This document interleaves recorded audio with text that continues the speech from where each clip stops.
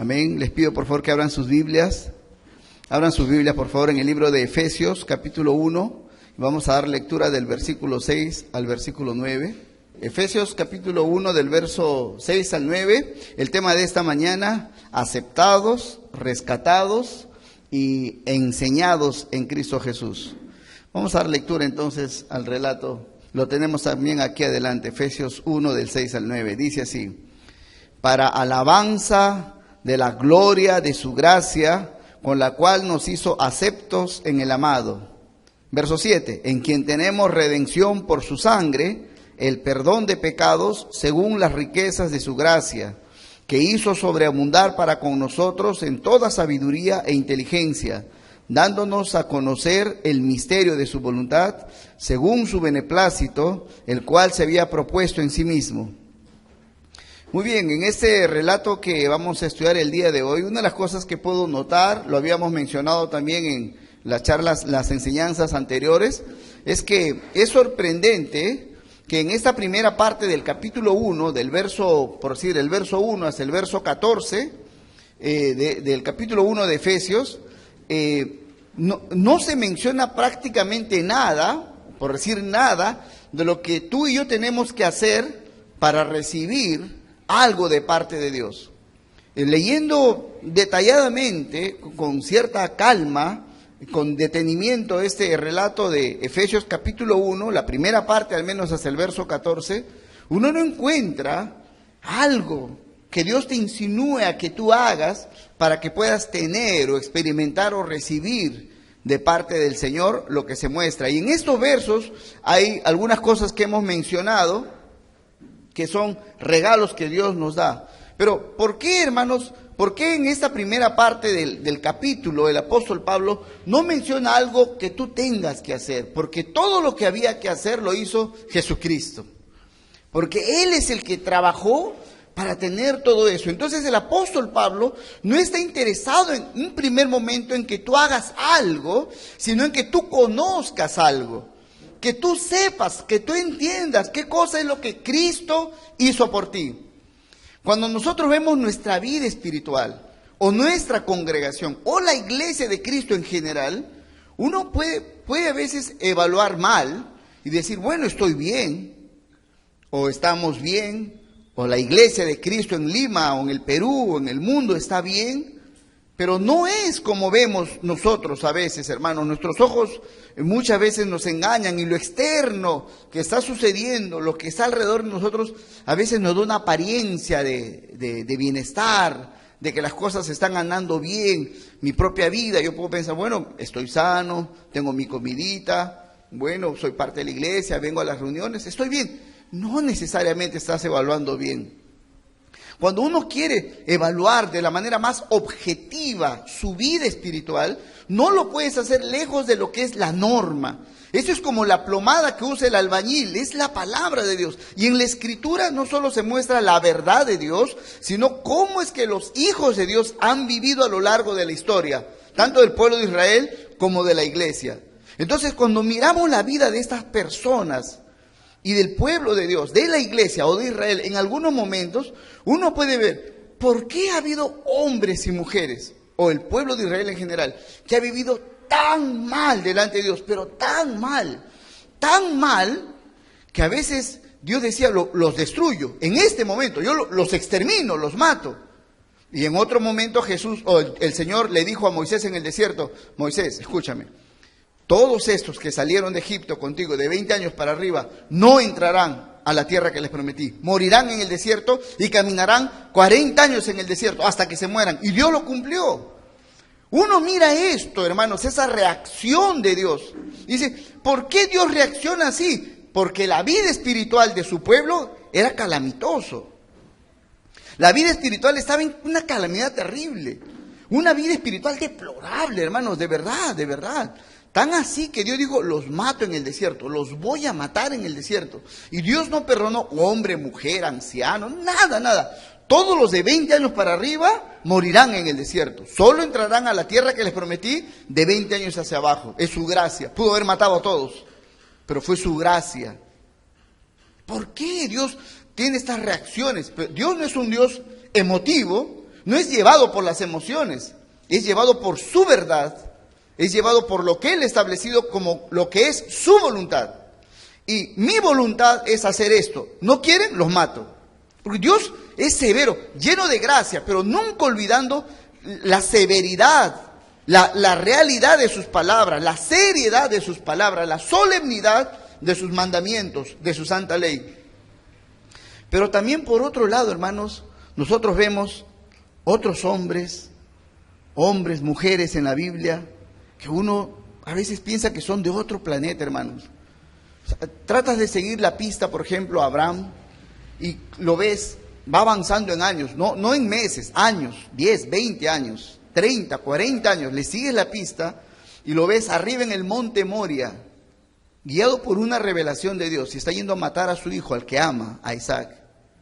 Dices, ¿cómo un hombre puede hacer eso? Por Dios. No hay otra explicación. Conoció a Dios. Y porque lo conoció, lo amó, lo prefirió.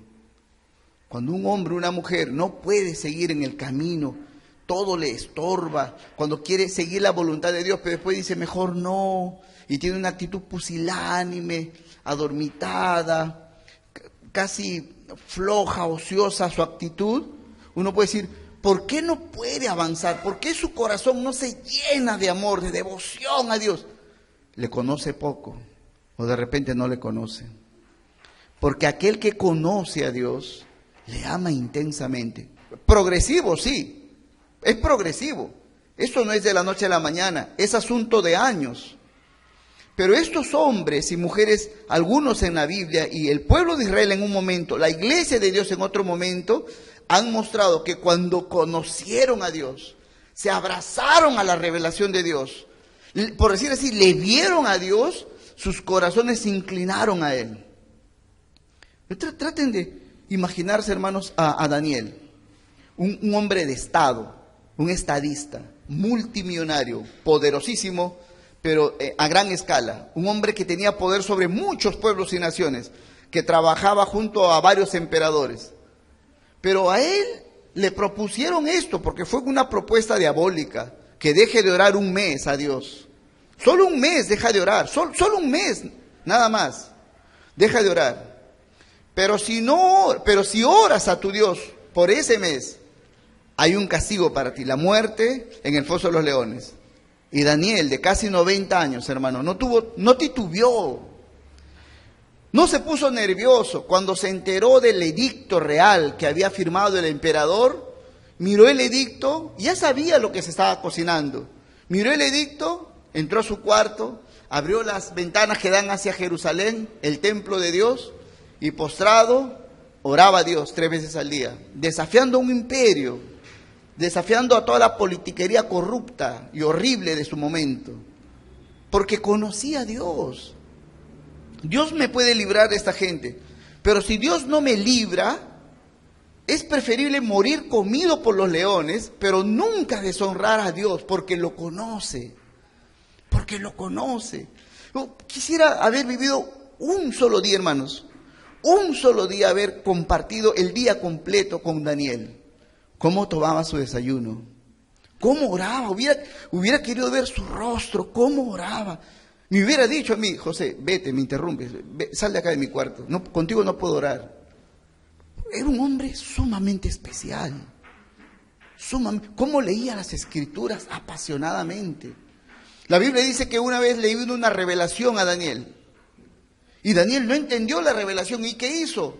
Se angustió y quiso saber, explícame, Señor. Yo quisiera tener eso por la Biblia. Yo quisiera que tú puedas sentir eso por la Escritura. Quiero leer, no entiendo, quiero entender, hazme entender. Daniel tenía eso en su corazón. Mira por un momento a los amigos de Daniel, jovencitos, hermanos. Eran muchachos con todo un futuro prometedor. Ya tenían mucho dinero y buena posición.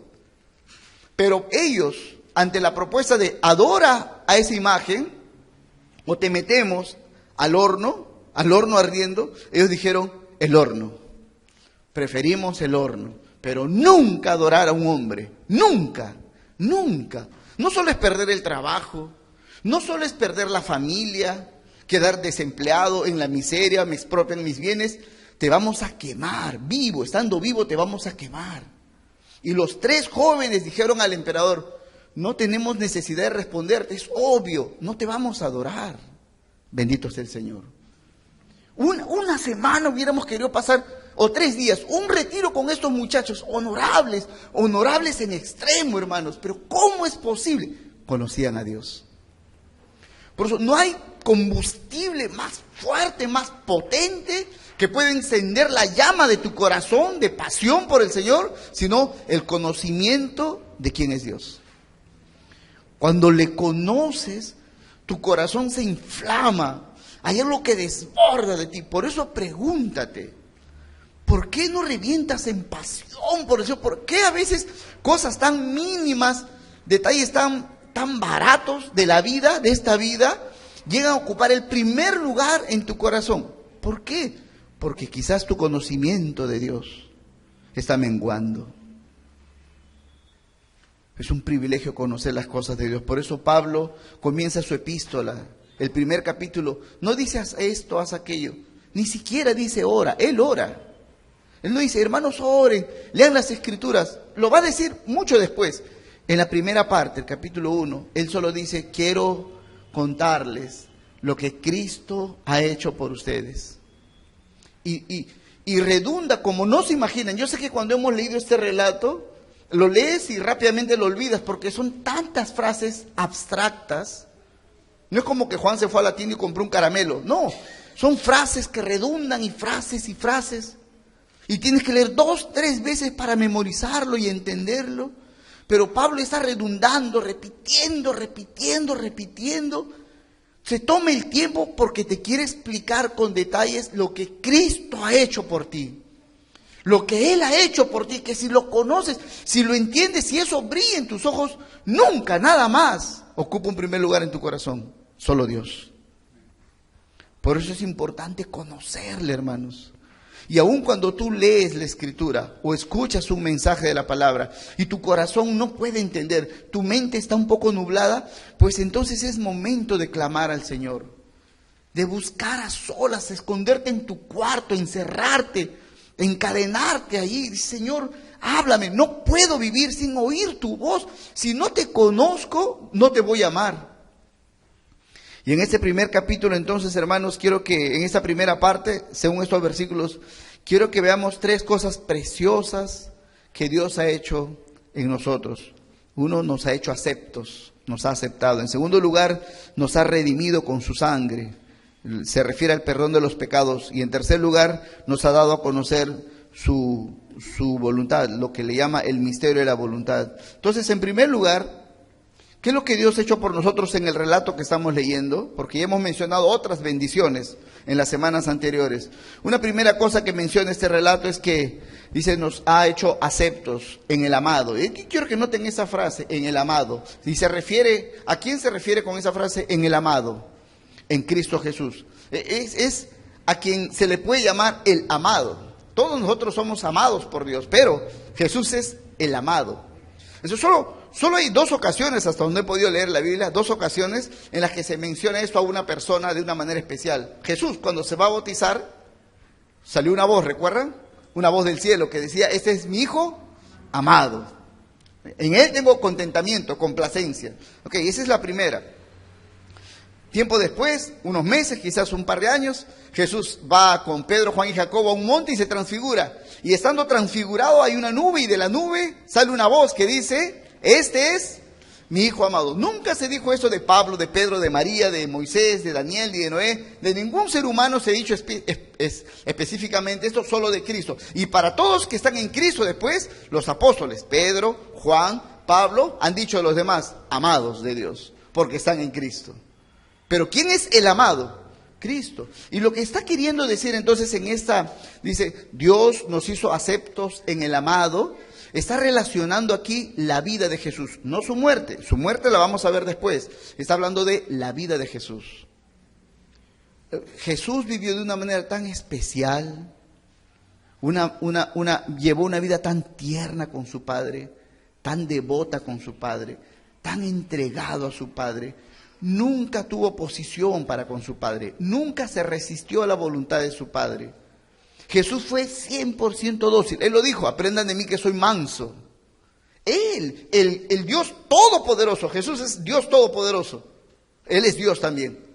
Pero Él se humilló en total mansedumbre. Y cuanto su Padre le decía, amén, Padre. Todo lo hacía. Fue obediente al extremo. Hermanos, esa obediencia extrema de Jesucristo es lo que nos ha concedido el hecho de ser aceptos. Yo quiero que vean la Escritura. En el Antiguo Testamento, lo tienen ahí, en Levítico 19:5, dice así: y cuando ofrezcan, le está hablando Moisés a Israel, dice, y cuando ofrezcan sacrificio de ofrenda de paz a Jehová, ofrézcanlo de tal manera que sean aceptos. No está hablando de la ofrenda, es aceptos. ¿A quién se refiere aceptos? A ustedes.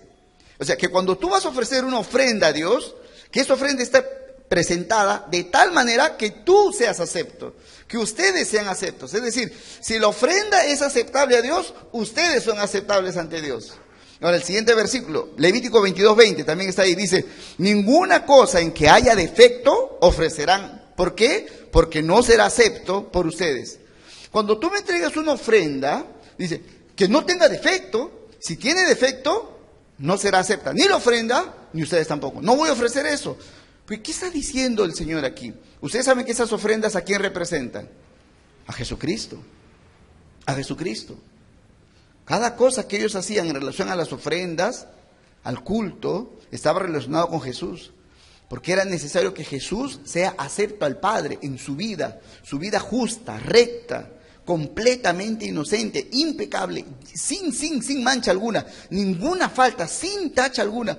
¿Por qué era necesario que Jesucristo, hermanos, viva de esa manera? ¿Por qué era necesario que Jesús viva completamente en justicia, en rectitud, en santidad? Para salvarnos. Pero quiero explicar un poco esto.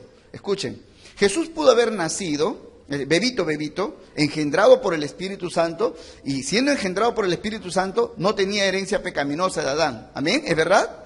Cuando Jesús nace, no tiene mancha. Él es el único que nació inmaculado. María nació en pecado.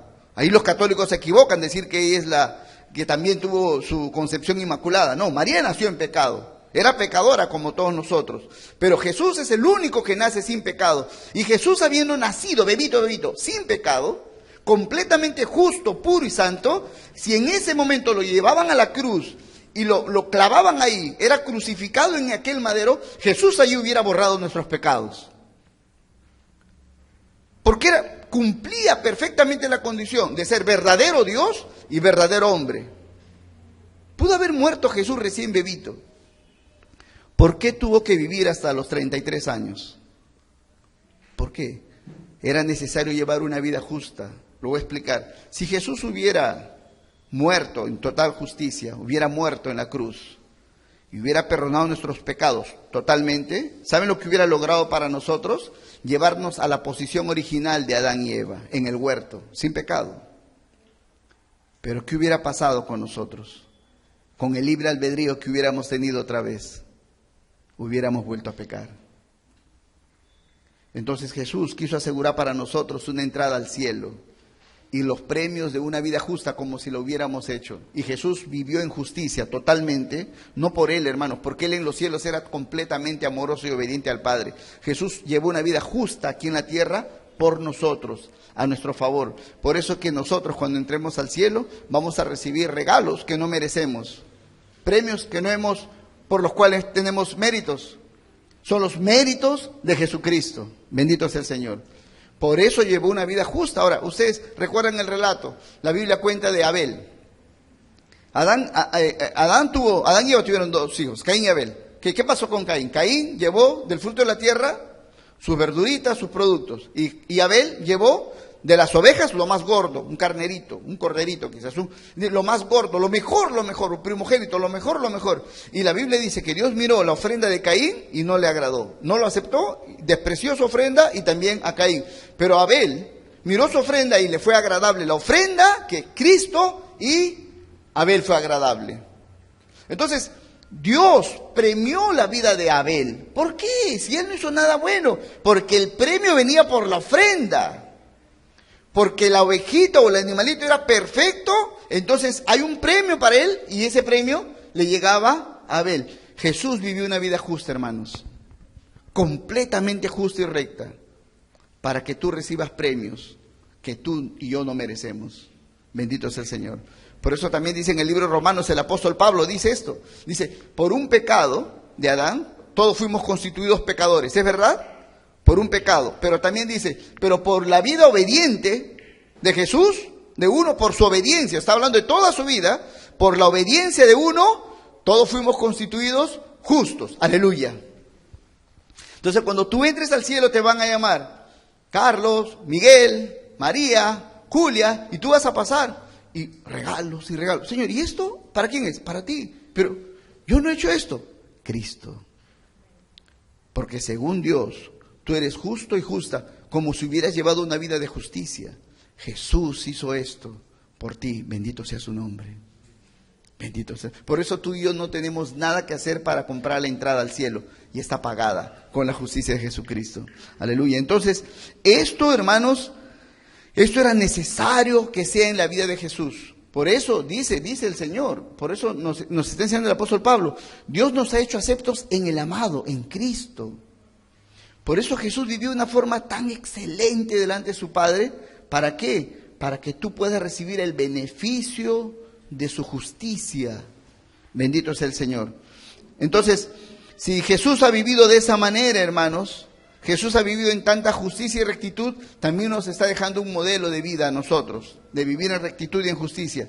Pero también, en segundo lugar, Cristo nos ha redimido o nos ha rescatado con su sangre. La palabra redimir, o del verbo redimir, la palabra redimir nos habla de el rescate a través de un pago. Y la Escritura enseña desde el Génesis, desde el capítulo 2, hasta el Apocalipsis, en la Escritura se revela claramente que Dios estableció algo, que el pecado tiene una consecuencia. ¿Cuál es la consecuencia? La muerte. Génesis 2:17, Dios le dijo a Adán, puedes comer de todos los frutos de los árboles, menos del fruto del árbol de la ciencia del bien y el mal. El día que comas de él, ciertamente, con seguridad te digo, ciertamente morirás. No es que lo hablamos después, no, ciertamente morirás. Punto. Eso a lo largo de la Biblia se enseña. No hay una negociación allí. Dios no lo pone en diálogo. Miren, muchachos, me deben tanto, hablemos, tienes algo, lo refinanciamos. No hay diálogo allí. Desde el Génesis hasta el Apocalipsis hay un solo pago, una sola condena, un solo castigo por causa del pecado. El castigo es la muerte. No hay forma de variar eso. Eso es estable. Se mantiene por los siglos. Es el precio que Dios le ha dado al pecado porque su justicia demanda esto. Entonces, en las Escrituras, nosotros no solo vemos esto, no solo vemos que el castigo por el pecado es la muerte, sino también las Escrituras nos revelan que ese precio por el cual hay que hacer un pago, el castigo hay que hacer un pago para rescatarnos, es demasiado elevado para nosotros, que el hombre no lo puede alcanzar. Por eso en el Salmo 49 dice así, en el verso 8 dice, porque la redención de su vida es de gran precio y no se logrará jamás. Lo que está diciendo el salmista aquí es, si yo quisiera rescatar mi propia alma, no puedo, el precio es muy alto. Dice, si alguien dice, la redención de su vida es de gran precio, no hay forma, lo cambio, 10 vacas. ¿Debo morir? Bueno, te doy mi terreno. Tu terreno vale muy poco. Te doy mi negocio, te doy mis cosas. Dame todo el planeta Tierra. No justifica. Debes morir. Debes morir. La justicia de Dios demanda tu muerte por causa del pecado. Ese es el establecimiento que Dios dio. Dios así lo estableció. Y no hay hombre que lo pueda negociar. Ni siquiera Jesús. Ni siquiera Jesús, cuando estaba orando en el huerto, ¿recuerdan? Ya para morir. Oró 3 veces de la misma manera. Y Jesús le dijo al Padre, Padre, todas las cosas son posibles para ti. Tú puedes hacer que el sol desaparezca y que de otra forma los humanos seamos alumbrados. Puedes crear otra luna, otro universo. Tú puedes hacer todo, eres todopoderoso. ¿Puedes hacer que yo no beba esta copa de tu ira? O sea, que yo no muera y no tenga que sufrir tu ira por los pecados de los hombres. No es cierto. No, Padre. Y el Padre, no, Hijo, que se haga tu voluntad, Padre. 3 veces. Jesús, 3 veces le digo, ¿es posible que pase esta copa? Que yo no la... ¿Es posible salvar al hombre? ¿Podemos cambiar el precio? No, hijo. Amén, Padre. No hay negociación ahí. Debes morir. El hombre debe morir. El hombre es culpable, debe morir. Hay que tomar esto en serio, hermanos. Cuando evangelizamos, hay que tomar en serio. No les decimos a la gente, mira, te invito a mi iglesia, mira, bueno, entrégate a Cristo. ¿Y por qué? Bueno, te va a ir bien. No, vas a morir. Hay una sentencia de muerte. No somos fatalistas, pero eso es parte del evangelio. No puedes ofrecerle a alguien la cura para el cáncer si no le dices que tiene cáncer. Menosprecia tu medicina. Hemos de decirle con sinceridad, con dolor, con duelo, con misericordia, pero decirle la verdad, debes morir. Has pecado, debes morir. Eso no lo dice un juez de nuestra corte, no lo digo yo, mi mamá, no lo dijo el presidente. Dios, mira a lo largo de la historia, se mantuvo Dios fiel. Adán, Caín, Abel, Set, Noé.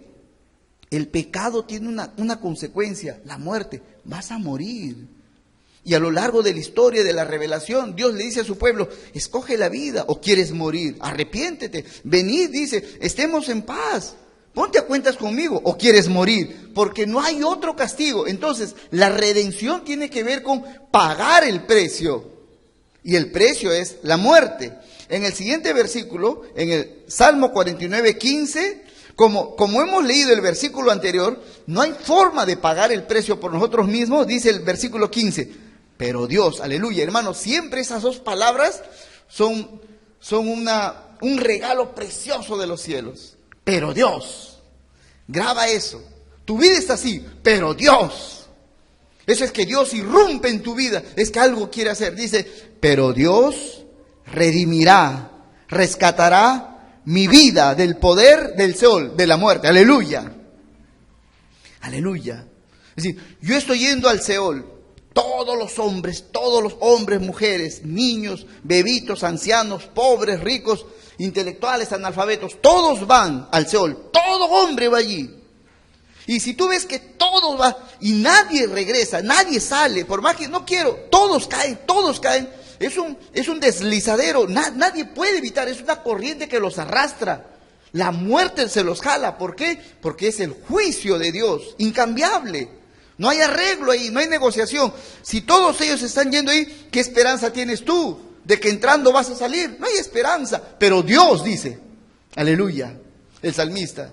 Pero Dios dice, pero Dios, aleluya. Ningún hombre lo puede hacer. ¿A quién le pido ayuda? Le pido ayuda a mi vecino.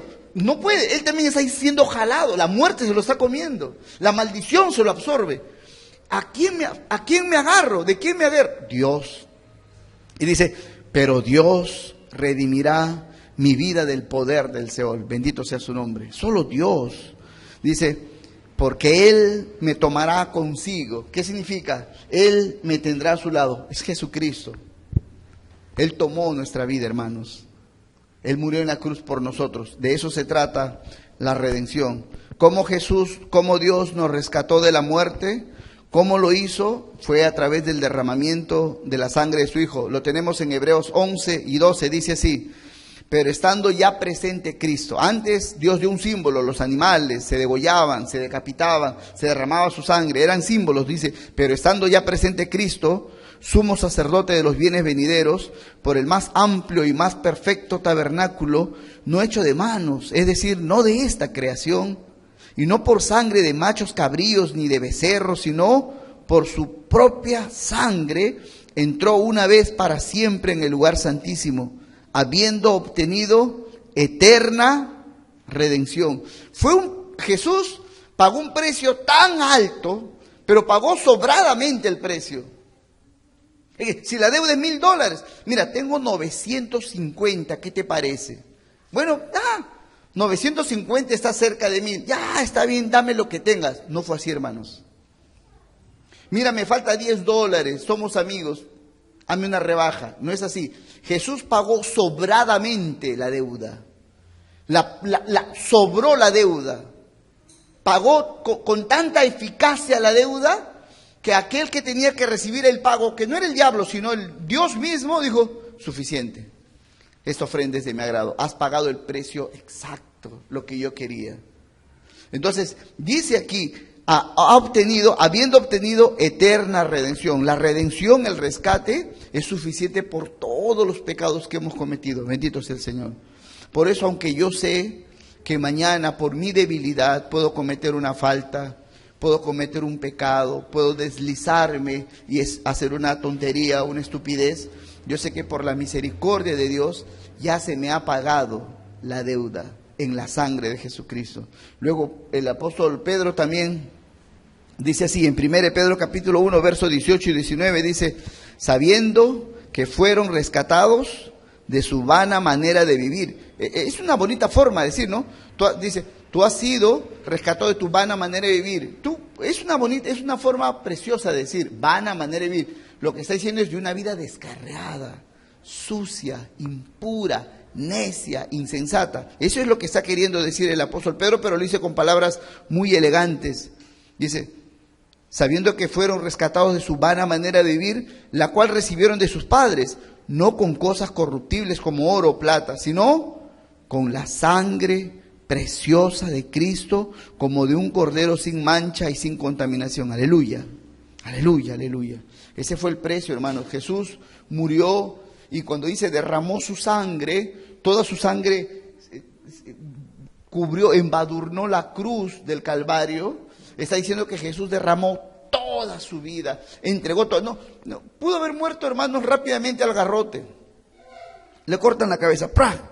Ya está. O le cortan aquí la yugular, se desangra en 3 minutos, 5 minutos, murió. No, hermanos, fue derramando su sangre poco a poco. Lo azotaban, lo apuñeteaban, lo desfiguraban, le pusieron corona de espinas, su sangre iba chorreando, todo su rostro, sus espaldas, sus pies, todo estaba bañado en sangre, mezclado con pedazos de su piel arrancados por los azotes, todo embadurnado. ¿Qué significa que Dios derramó su sangre? Y por eso al final, cuando Jesús muere y dice, Padre, encomiendo mi espíritu, y expira, muere, los romanos quieren asegurarse de que ha muerto porque ya es la Pascua y no pueden haber hombres colgados en el madero por la costumbre judía. Entonces van a los 2 ladrones que están al costado y están vivos y les rompen las piernas. Pero cuando van a Jesús lo ven muerto, pero para asegurarse, ¿qué hacen? Le tiran una lanza en el costado y la Biblia dice que salió agua y sangre. Que cuando ya sale agua y sangre significa que ya está, ya murió, ya se desangró. Es lo último de sangre que está saliendo, pero ya se desangró. Había derramado su sangre. ¿Qué significa esto, hermano? No solo que murió, estaba muriendo. Cada paso que daba estaba muriendo, entregando todo su ser por nosotros. No murió rápido, no murió fácil, murió de la peor manera para pagar el peor de nuestros delitos. Es importante entender esto. Murió de la manera más vil, así debí morir yo, el peor de los criminales, pero tomó eso sobre sí. Todo el castigo, la ira de Dios, el ardor de la ira de Dios, con que yo le había provocado, todo eso Dios lo vomitó sobre su Hijo. Lo mató, lo estuvo matando hora tras hora, 3 horas estuvo Jesús. Todo ese ritual de torturamiento que hicieron sobre Jesús. Y en la cruz, desnudo, humillado, avergonzado. Bendito sea el Señor. Bendito sea el Señor, hermanos. Bendito sea el Señor.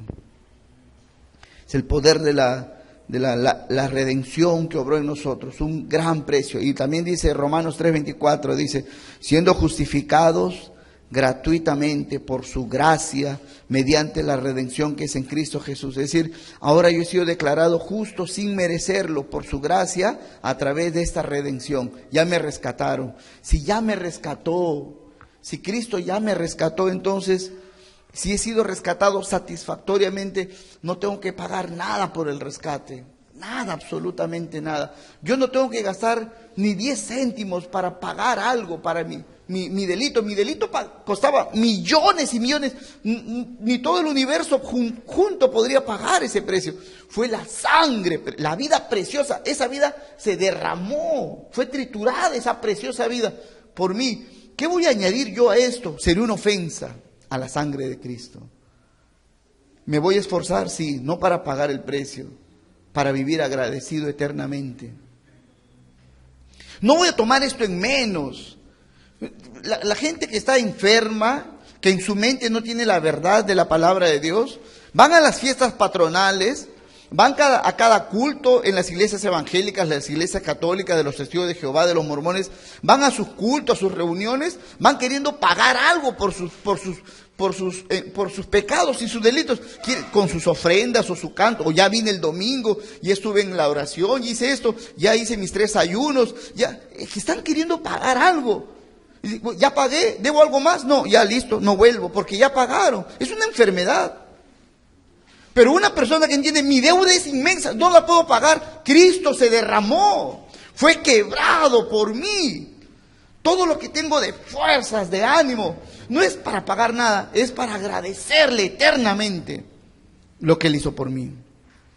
Por eso los hombres y mujeres que entendieron esto, hermanos, vivieron, acabaron su vida, sus años, siendo relativamente jóvenes, parecían ancianos. ¿Por qué? Porque acabaron su vida, entregaron toda su fuerza, su pasión a las cosas del Señor. Hombres de Dios, hombres y mujeres, vivieron tan solamente para agradecer apasionadamente al que murió por ellos. Aleluya.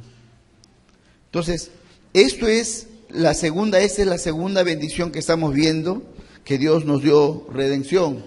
La tercera, hermanos, rápidamente. También la Escritura en el relato inicial nos enseña que Dios nos dio a conocer el misterio de su voluntad. Lo pueden ver ustedes una vez más en Efesios capítulo 1, dentro del 6 al 9. Dios nos ha dado a conocer, dice, el misterio de su voluntad. ¿Por qué dice misterio? Porque la voluntad de Dios, o sea, lo que Dios quería y lo que Dios planeó para el hombre era un misterio, no se podía conocer. Pero sabemos por qué no se podía conocer, porque, hermanos, Dios le dio al hombre la suficiente inteligencia y sabiduría para que podamos conocerle. Cuando Dios crea al hombre, Adán sabe quién es Dios. Cuando Dios crea al hombre, Adán sabe quién es Dios y qué es lo que Dios quiere para él. Adán lo sabe. Soy hijo de Dios, me he hecho su imagen y Dios me ha dado un propósito de vida. Yo soy Señor de la creación, yo voy a ser representante de Dios en la tierra, tengo autoridad y señorío sobre todo lo que existe y sobre los miles y miles de descendientes que voy a tener. Yo voy a tener autoridad sobre todo, sobre la tierra. Adán sabía. Pero ¿qué es lo que ocurrió, hermanos? ¿Qué es lo que ocurrió? Por causa del pecado, el hombre quedó en su mente atrofiado. Por eso las cosas de Dios para el hombre natural no tienen ningún sentido, ni tampoco un aprecio. Romanos 1:28 dice así: y como ellos no aprobaron tener en cuenta a Dios, Dios los entregó una mente reprobada, o sea, una mente descalificada. Su cerebro no le da. Dice, los entregó una mente reprobada para hacer cosas que no convienen. Eso es muy interesante, hermanos, comprender. Todo ser humano tiene en su corazón, todos en la conciencia, un sentimiento a la divinidad. Todo ser humano sabe que existe un Dios. En lo más profundo de su ser, todo ser humano sabe que existe un Dios.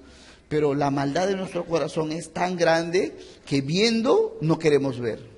Viendo, siendo testigos, no queremos ver. Esa es la maldad de nuestro corazón.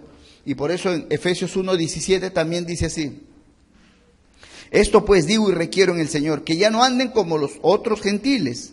O sea, los que no conocen a Dios, dice, que andan en la vanidad de su mente. En la vanidad de su mente es que un día piensan una cosa, otro día piensan y no saben ni lo que quieren ni a dónde van. Dice que andan en la vanidad de su mente, verso 18, teniendo el entendimiento entenebrecido, oscuro, maleado. Dice, ajenos de la vida de Dios por la ignorancia que en ellos hay, por la dureza de su corazón. Es decir, el ser humano, por causa del pecado, ha quedado con su mente dañada. No puede pensar con lógica. Su razonamiento está mal, está chueco, no le funciona. ¿Y por qué? Dice la Biblia, el Señor, lo hemos leído, ¿no? ¿Por qué ellos están así? ¿Por qué su entendimiento está entenebrecido? ¿Por qué no pueden entender las cosas de Dios? ¿Por qué dice? Porque son ignorantes. ¿Pero por qué son ignorantes? Dice, por la dureza de su corazón. Es el corazón duro. Por eso, hermanos, Dios nos ha dado a nosotros, gracias a Dios, la revelación de quién es Él. Pero a veces los cristianos también nos endurecemos. ¿No le dijo esto Dios a su pueblo? No le dijo a los egipcios, sino a su pueblo Israel. Dice, a su pueblo Israel dice, cuando Dios te habla, no endurezcas, dice, si hoy oyes su voz. ¿A quién le habla? A su pueblo, dice, si hoy oyes su voz, no endurezcas tu corazón, no te endurezcas. Entonces, la Escritura nos muestra esto, que por causa del pecado el hombre quedó en su mente atrofiado. Y quedó esto por causa del pecado, porque había tanta revelación de Dios, hermanos. Ahora, en el Salmo 19:1, por ejemplo, dice, los cielos cuentan la gloria de Dios y el firmamento anuncia la obra de sus manos. Pueden considerar esto un momento. David escribe este salmo, el Salmo 19, y David está diciendo, mira, a donde tú vayas, te subes a un cerro, te metes a una cueva, te vas al mar, te metes al agua. Dime dónde quieres ir. A donde tú vayas vas a ver la gloria de Dios. ¿Ves las plantas? Ves la gloria de Dios. Mira los animales, grandes o pequeños, y vas a ver la gloria de Dios. Mira en la noche, mira las estrellas y vas a ver la gloria de Dios. Mira tu cuerpo, solo mira tu cuerpo. Aunque alguien te puede decir que eres feo, fea, bueno, la gente habla así porque de repente hay otros que son más feos que nosotros, entonces la envidia les lleva a esto, pero no importa que seamos un poquito feitos, pero por un momento, mira la maravilla de tu cuerpo, concéntrate, mira las múltiples funciones que tu cuerpo tiene y muchas no las conoces. Ni siquiera podemos saber cómo realmente funciona nuestro cerebro. Los científicos, los que trabajan en neurociencia, están rompiéndose el alma para entender cómo es que las neuronas trabajan, cómo se relacionan, cómo se vinculan unas con otras y forman unos circuitos extraordinarios. Y de tanto querer investigar, ¡pum!, se vuelven locos. Pero es increíble la maquinaria que tenemos aquí. Solo nuestro cerebro, cómo late el corazón, cómo hay un ritmo marcado, que si ese ritmo cambia, te mueres, te da un infarto. Pero algo que tú no lo programaste, nunca programaste, cómo tu hígado, cómo tu riñón funciona, cómo la sangre funciona, cómo las diferentes sustancias químicas van limpiando tu sangre. Yo no lo sabemos, podemos aprender, pero ni siquiera entendemos bien esto. Es algo precioso y maravilloso. Sin embargo, aun cuando esto es siempre verdad, los cielos cuentan la gloria de Dios y toda la naturaleza anuncia la obra de las manos de Dios, pero el hombre mirando no ha querido ver por causa del pecado. Por eso también dice Romanos 1:19, dice, porque lo que de Dios se conoce les es manifiesto. Dice, pues Dios se lo manifestó, porque las cosas invisibles de Él, o sea, de Dios, su eterno poder y deidad se hacen claramente visibles desde la creación del mundo, siendo entendidas por medio de las cosas hechas, de modo que no tienen excusa. Hermano, no hay excusa para decir, no veo a Dios. Es simplemente la maldad, la perversión, la dureza del corazón del ser humano. No entiendo, pastor, no entiendo.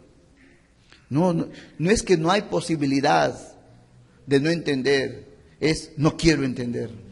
No me conviene entender. He estado viendo en estos días, por los temas que estamos tratando los miércoles acerca de la doctrina de Dios, he estado viendo algunos videos que hay en internet acerca de debates sobre la existencia de Dios.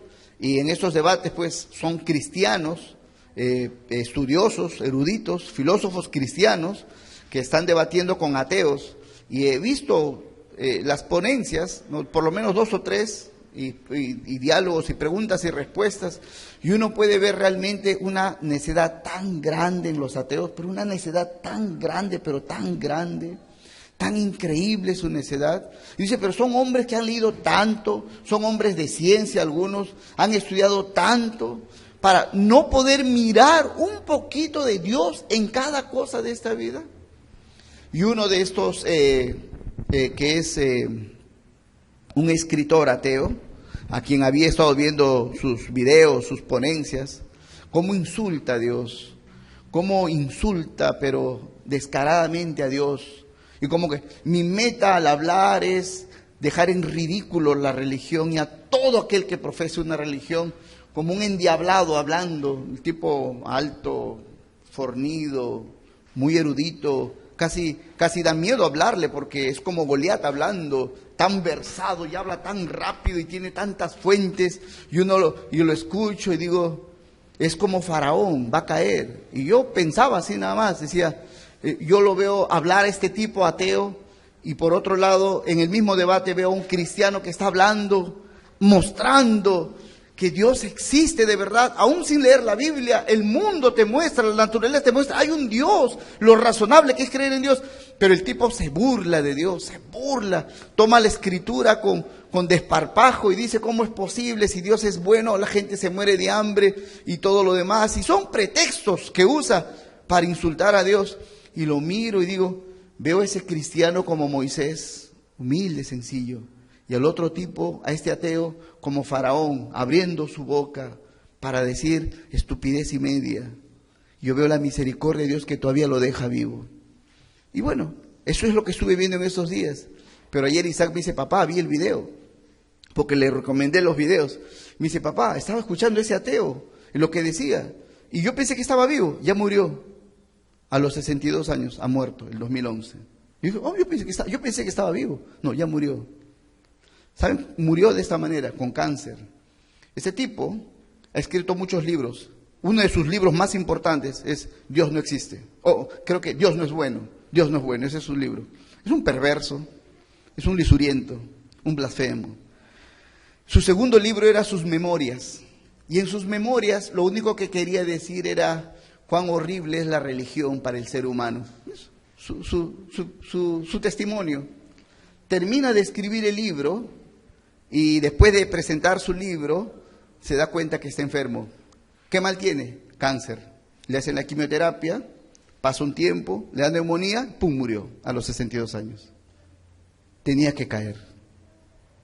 Tenía que caer. Porque no estás hablando de un animal. No estás hablando ni siquiera de un ángel. Estás hablando de Dios. Tienes que tener temor de Dios. Yo digo, ¿cómo Dios? ¿Por qué no lo desapareció Dios aún antes que nazca? Pero fue la inmensa paciencia de Dios que ha soportado a ese ser humano 62 años. Aún allí yo puedo ver el amor de Dios, hermanos.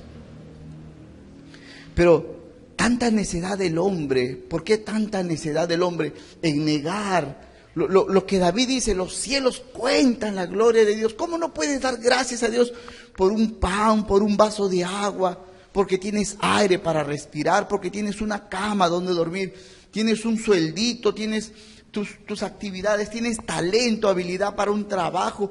¿Qué cosa tienes que no has recibido? Todo viene de Dios. ¿Cómo no puedes ser agradecido?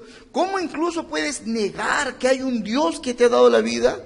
Esa es la necedad más grande que puede haber, y esa necedad siempre trae su consecuencia, siempre.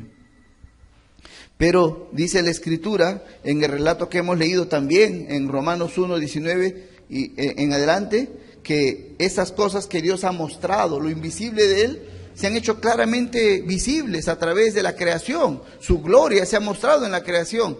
Entonces, dice, para todo ser humano que dice, no hay Dios, yo quiero vivir a mi manera, no hay excusa.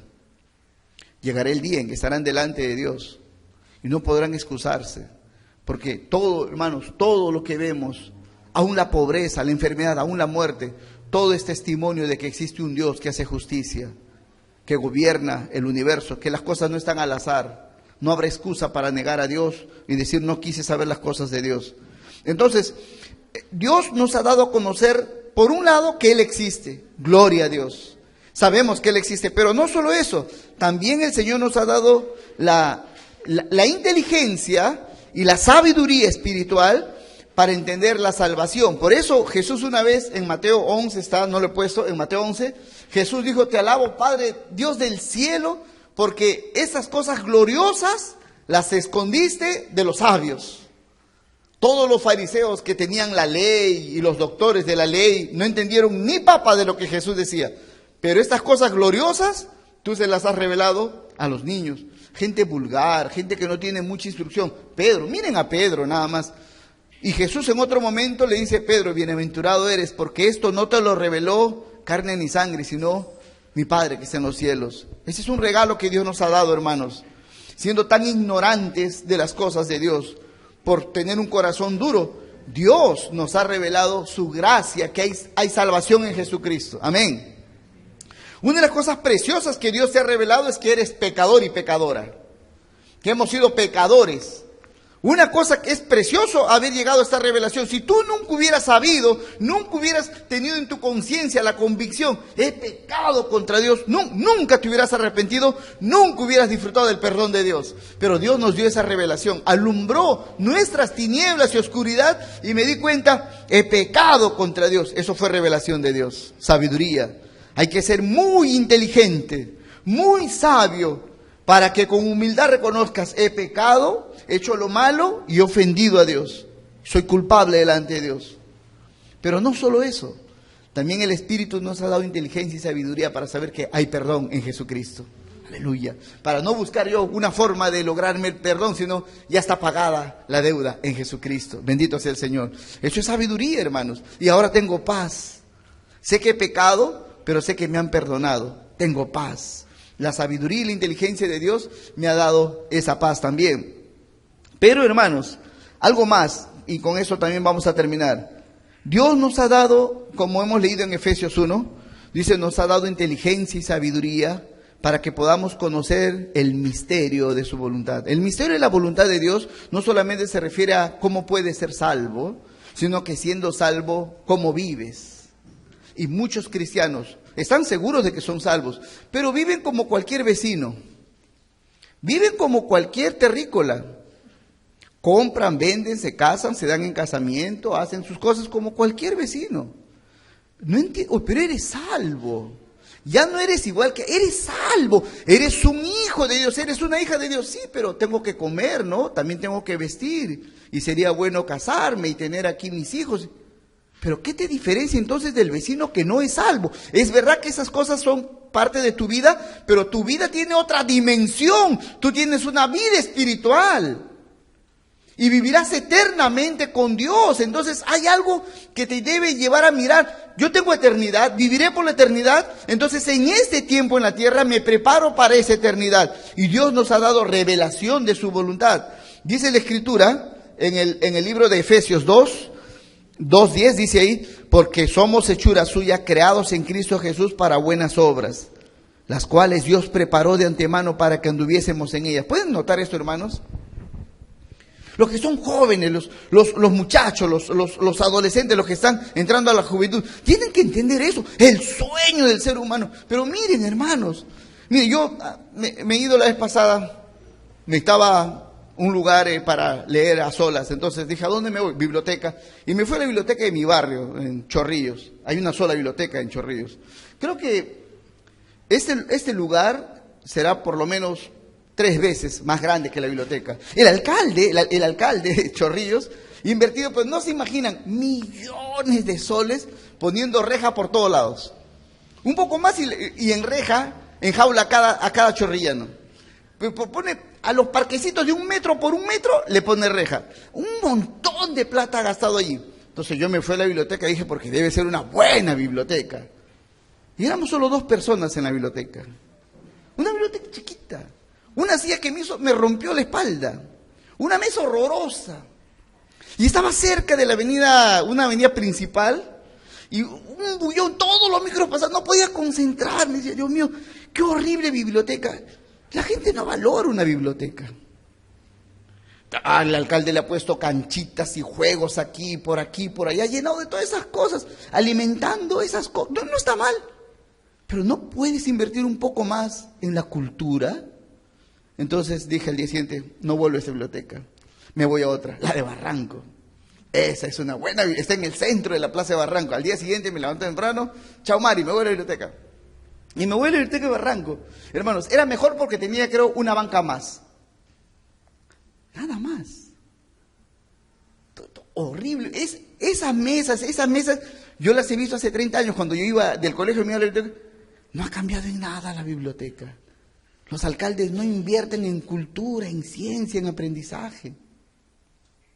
Miren, hermanos, los muchachos llegan del colegio. Antes de llegar al colegio, solo ven, esto es guerra, combate.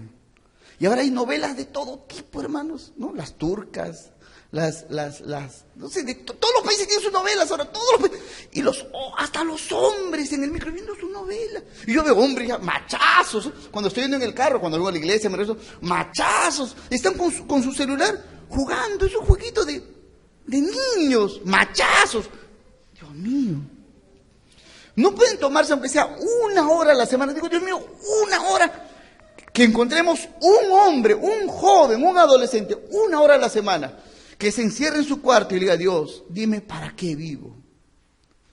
Porque llegarán los años 40, 50, 60 y 70 y dirás, Señor, ¿qué hago? Dios dice, prepárate, ya vas a morir. ¿No? Asegúrate, porque compra tu cajón porque tus hijos no van a comprar nada de eso. Llegarán los días en que dirás, quiero hacer algo. Y dices, no, si piensas mucho, te mueres, ya tu cuerpo no te da. Eres joven, valora tu vida, tienes futuro, no lo desperdicies. No tienes el futuro de un pollo, de un animal, eres un hijo de Dios, si lo eres, tienes un destino glorioso. Mira la vida de David, de Salomón, entendieron, tengo un futuro. José, tengo un sueño, Dios me ha dado sueños de grandeza.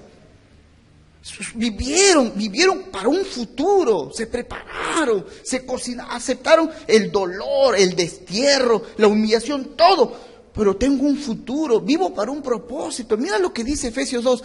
Dios preparó de antemano buenas obras para que vivas. No puedes vivir como un animal, como tu mascota, comer, dormir. Haz algo más en la vida. Pero también voy a la iglesia. Hay gente que trae su mascota a la iglesia. No puedes pensar solo así. Hay algo más. Y yo le digo a los hermanos, no importa la edad que tengas, tengo un plan de vida. Hazte un horario en la vida. Si tú no tienes un plan de vida, si tú no tienes un horario para levantarte, acostarte, comer, ducharte, cuánto vas a leer al día, cuántas horas lees la Biblia o lees un libro bueno en la semana, si tú no tienes esto, no lo vas a hacer. Y volteando, te darás cuenta, ya pasaron 10 años, estoy en la iglesia, estoy en el mismo lugar. Y hombres y mujeres pasan 5, 10, 20 años en la iglesia y están exactamente en el mismo lugar, con diferentes problemas, pero en el mismo lugar, sufriendo por lo mismo, años y años. No entendieron que Dios tiene preparados, ya preparó cosas gloriosas. Cosas gloriosas. Esos hombres y mujeres de las Escrituras no cuentan sus penurias, cuentan sus victorias, Por eso José, cuando se encuentra con sus hermanos que están lánguidos y moribundos, le dice, ustedes me vendieron, yo sé, ustedes son unos sinvergüenzas, ustedes me vendieron, pero Dios me trajo aquí para ser señor de Egipto y para darles vida a ustedes. Aleluya. Supera, José, me vendieron, lloré, claro, eso ya pasó. Lo importante es que logré algo grande.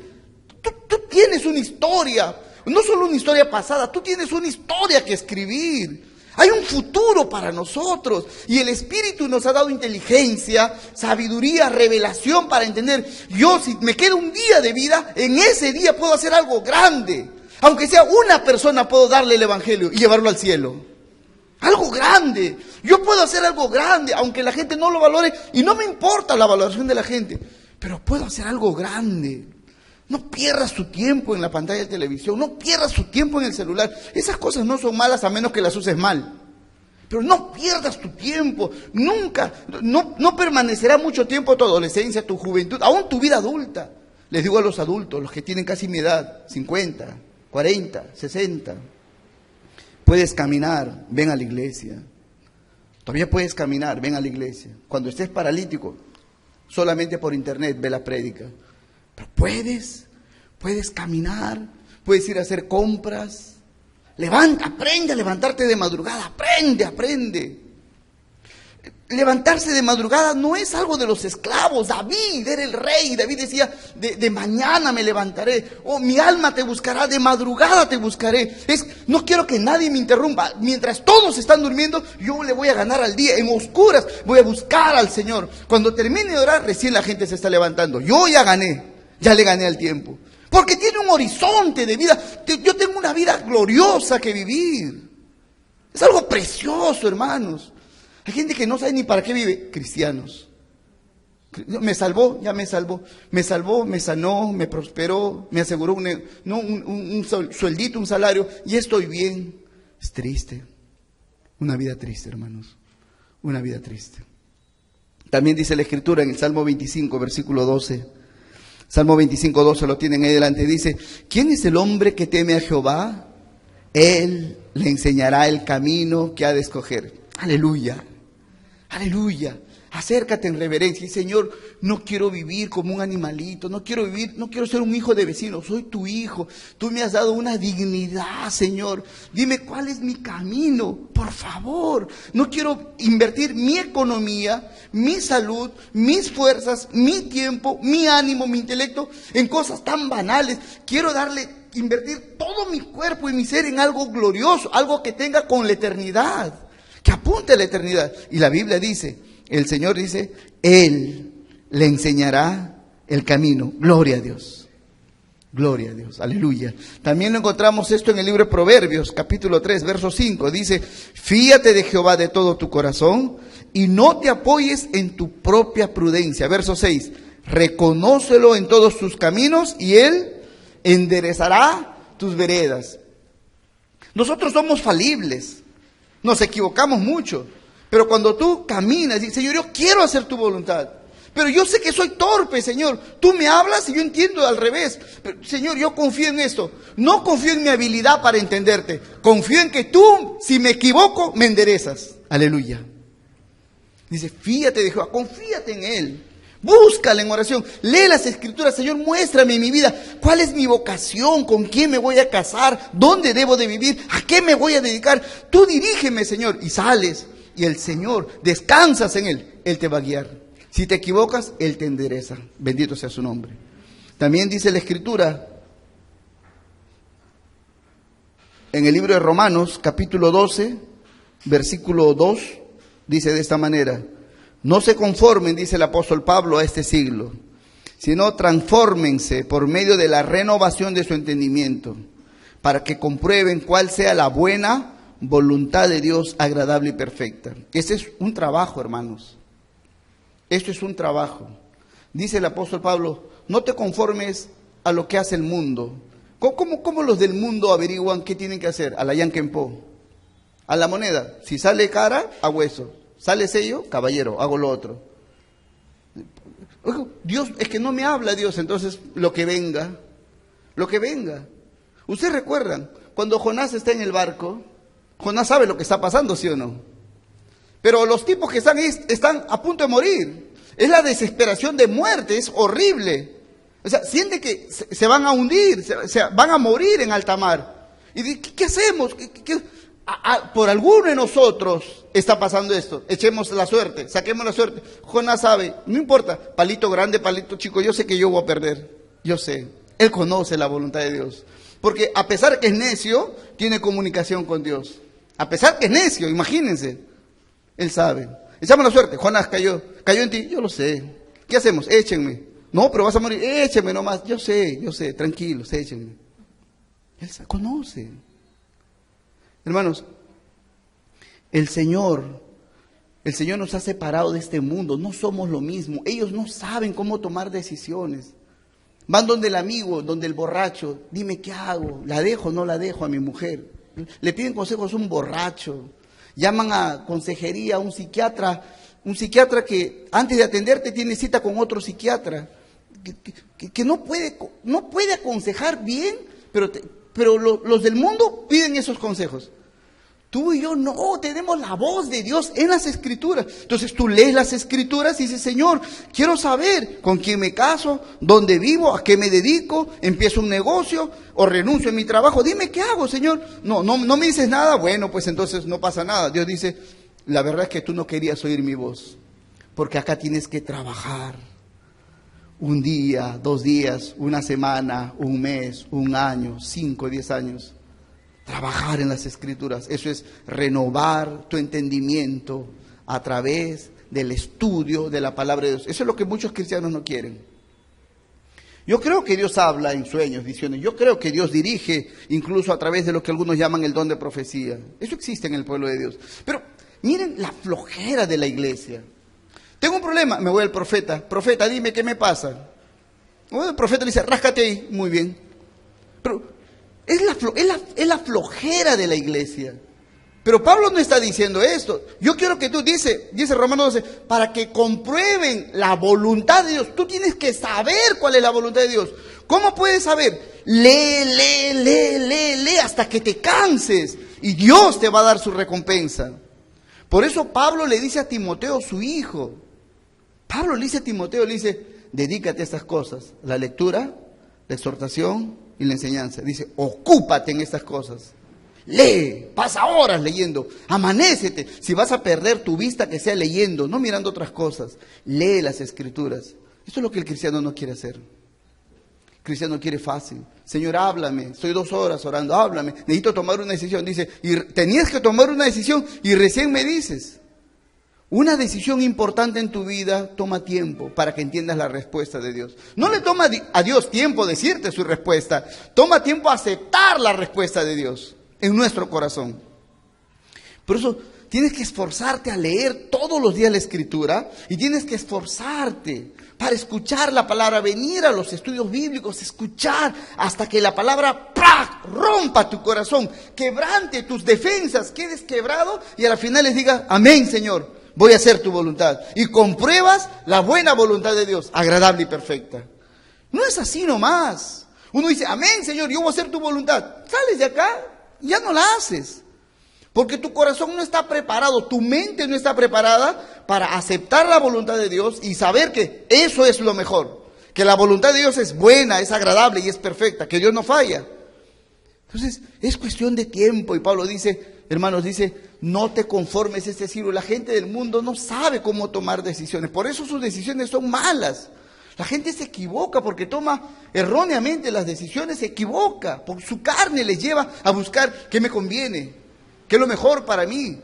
No buscando la gloria de Dios, no buscando honrar a Dios. Por eso tienes que renovar tu mente con la palabra. Esto es un trabajo continuo. Pero también dice la Escritura en el libro de Efesios 5:17. Por tanto, dice Pablo, no sean insensatos o necios, sino entendidos de cuál sea la voluntad del Señor. Hermanos, es un regalo que Dios nos ha dado su Espíritu. Y a través de su Espíritu podemos tener inteligencia y sabiduría para entender cosas que para otros son misterios. Cosas que para otros son misterios, para ti pueden ser totalmente claras. Así como para ti es claro que Dios existe. Así como para ti es claro que, por ejemplo, yo sé que soy pecador. Y para mí es claro, para ustedes también. Yo sé, ¿cómo puedo ser salvo? Cristo, lo sé. El Espíritu, para mí es tan natural eso. Ya lo sé, tú también lo sabes. Pero también, ¿para qué vives? Eso sí no sé. ¿Pero por qué no? Bueno, yo recuerdo una vez, conté a un grupo de alumnos en un colegio que estaba enseñando el curso de civismo, familia. Yo les conté, les estaba leyendo la Biblia y como un acompañado conté mi testimonio. Le dije, sí, yo le dije, Señor, dime, Señor, ¿qué quieres que yo haga en esta vida?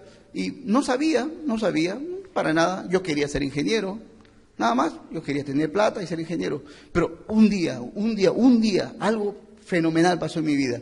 Yo sentí en mi corazón, en lo más profundo de mi ser, no solo que Dios me dio el mensaje de salvación, yo supe a los 14 años. Es como que alguien me lo dijo, es como que me hablaron por el celular. Y yo escuché la voz de Dios en lo interior, vas a ser pastor. Se acabó.